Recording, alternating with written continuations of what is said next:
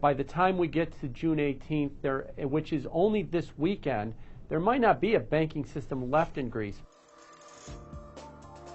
Jim, am I going to hear a contrarian voice, or do you agree with these gentlemen that Greece must stay in the euro and that Europe needs Greece too? No, I would agree with them, but I'll give you a little different, maybe financial market perspective, in that things I think are moving along much faster than everybody thinks. And what I mean by much faster is that there's only days or maybe a couple of weeks for Greece right now. The big story that's forcing the hand of everybody in Greece is there's a gigantic deposit run going on right now. Money is leaving the country. There was a story today that 0.5 or 0.5% of the assets a day are leaving the banking system and have been since May, that by the time we get to June 18th, which is only this weekend, there might not be a banking system left in Greece because everybody's in a wholesale flight to get out of the country ahead of the elections right now.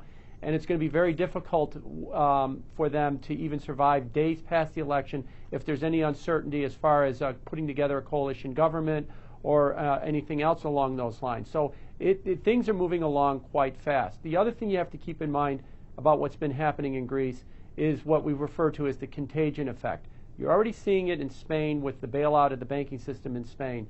If Greece leaves for whatever reason, no one is viewing that as an isolated occurrence. It is the beginning of eventual breakup of the entire Eurozone and maybe even the EU together. That you can then start the game of when does Spain leave, when does Portugal leave, would Ireland survive, does France need a bailout, and then pretty soon the euro doesn't exist, pretty soon then you have to start calling into question the whole EU.